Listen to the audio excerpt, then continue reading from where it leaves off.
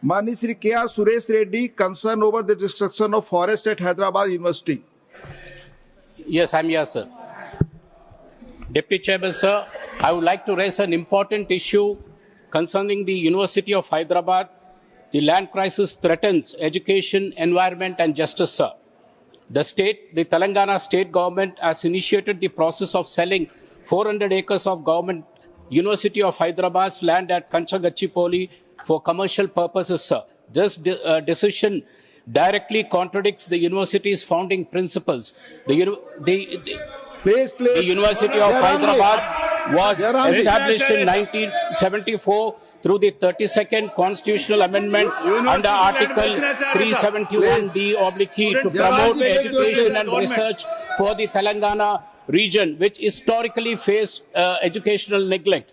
The move to sell this land is not just a breach of public trust, but a threat to students' future and a serious environmental hazard. Our party and our party working president, K.T. Ramarao, has voted support to this agitating university students, sir. The students expressed anguish over this betrayal, highlighting how it jeopardizes the university's future expansion and compromises higher education access for marginalized communities.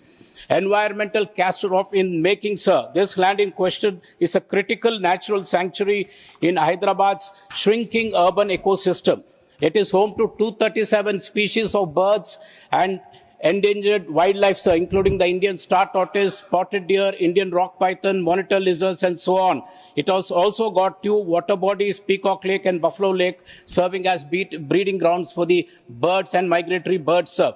Selling this land would destroy biodiversity, damage natural system, and disturb the city's fragile ecological balance. Our party has raised concern that the state government plans to commercialize this parcel of land, which will eliminate green cover and threaten Hyderabad's environmental sustainability. The key environmental violations which are here are the Wildlife Protection Act 1972, the Forest Conservation Act, the Environmental Protection Act, sir. The University of Hyderabad educates over 5,400 students, mostly belonging from backward class, scheduled tribes, OBCs, economically weaker section, including a sizable number of disabled students who avail education here, sir. Now, the students for the first time have come in protest day. The protest of the students is not for any increase in mess charges. It is not for better faculty. The students are fighting for the voiceless flora and fauna there, sir.